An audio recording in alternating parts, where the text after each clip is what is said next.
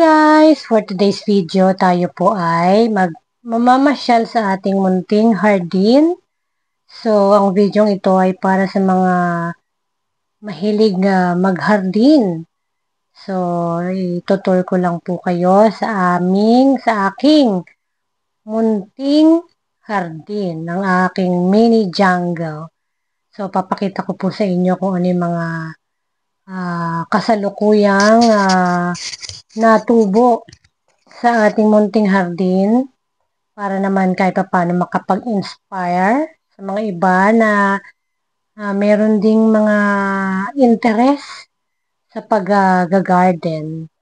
So, later on, papakita ko sa inyo, ay pagpasensyahan nyo na, hindi masyadong kagandahan ng aking munting hardin, pero masasabi ko namang ito ay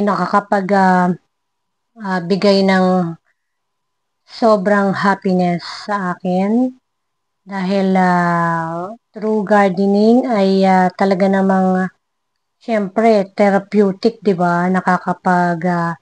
Paaraw ka na, 'di ba? Nakakapag-exercise ka pa. At ang bonus niyan, may ma-harvest ka pa para kainin. So, hindi lang siya ornamental, makakain mo pa. So, may mga gulay tayo, meron din tayong ornamental, kahit na maliit lang yung aking hardin, kahit papaano, napapakinabangan ko po.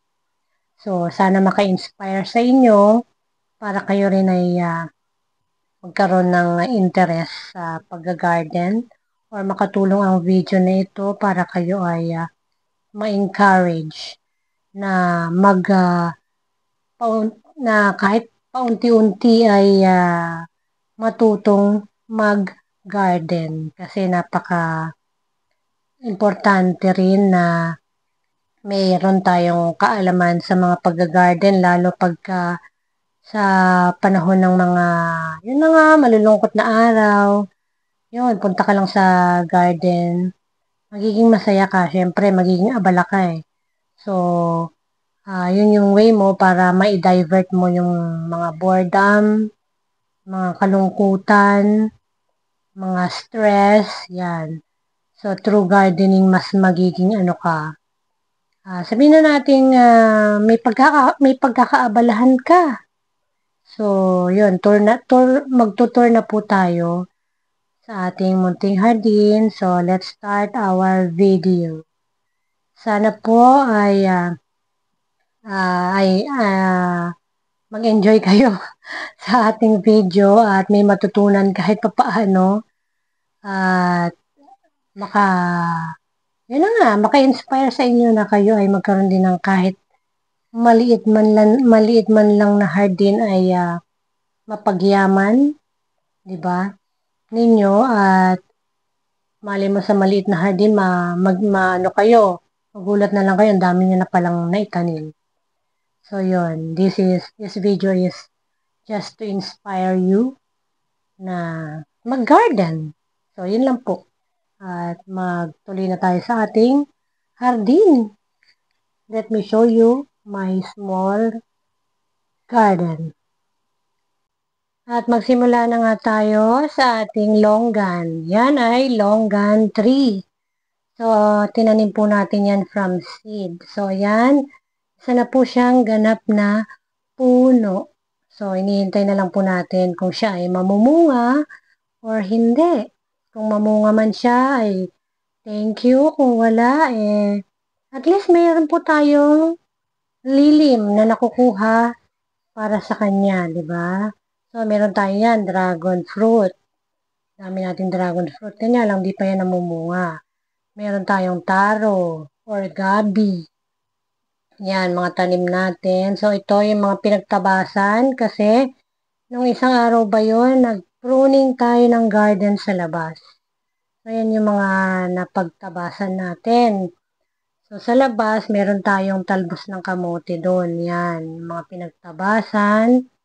Kasi masyado ng malago, kaya binawasan natin. So, ito yung pinagtataniman ng talbos ng kamote. Sweet potato, vine. So, dyan natin tinanim. So, from there, nag-spread na siya sa buong garden. Meron na siya sa harap, meron na siya dito sa loob.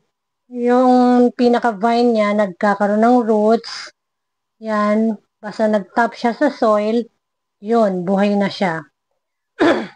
Noong una, mahirap siyang buhayin, pero ngayon, para na siyang weeds na nagkalat yan sa aming garden. Yan yung ating taro. Yan, malagong malago ang ating taro or gabi.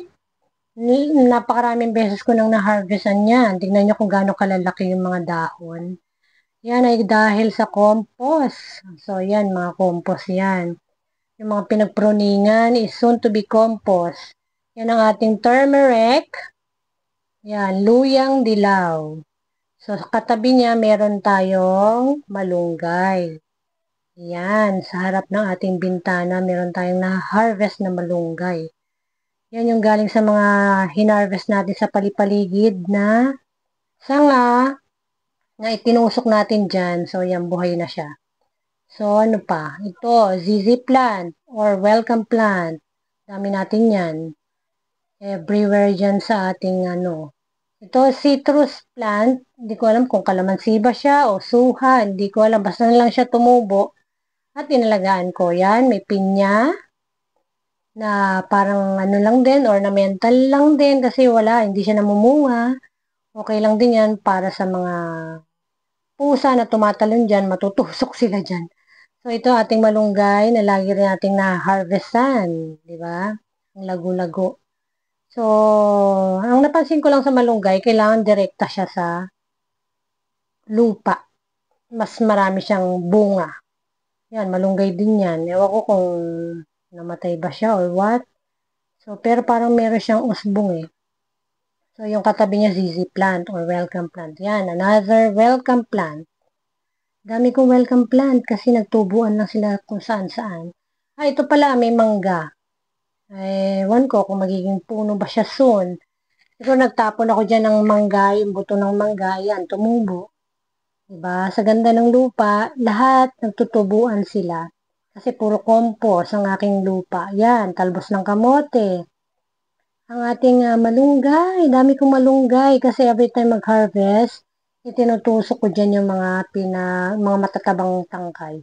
Yan, Walter tree. Yan, ano pa lang siya, tawag dyan, maliit pa lang. Ang tawag daw dyan ay Walter tree. So, yan naman ay malunggay uli. Dami malunggay, di ba? Kasi napapakinabangan ko at ng mga dogs at ng mga anak ko, especially si Gwen, kasi nga nakakalakas siya ng immune system. So, yan na nilaw kasi nga natabunan ng native plant na ito.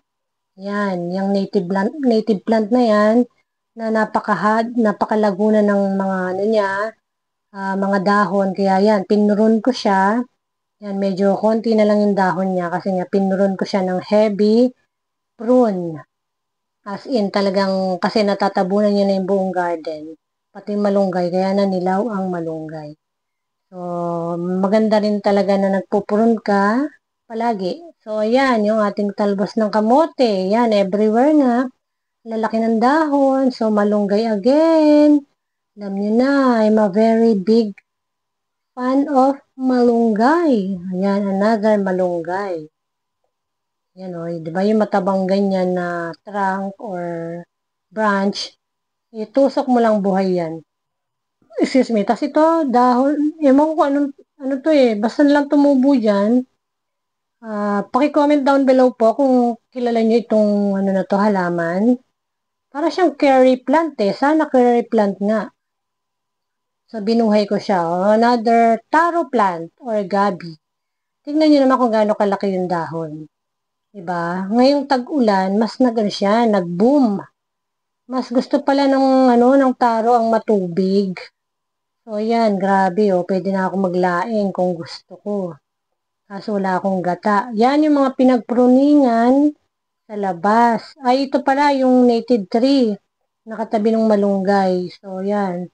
Tambak ko lang sila dyan para soon magiging compost yan, pataba sa lupa. Yun, kita mo, lalaki ng dahon ng sweet potato yan. Talbos ng kamote, lalaki yun. Meron tayong, dragon fruit na gumapang na sa pader.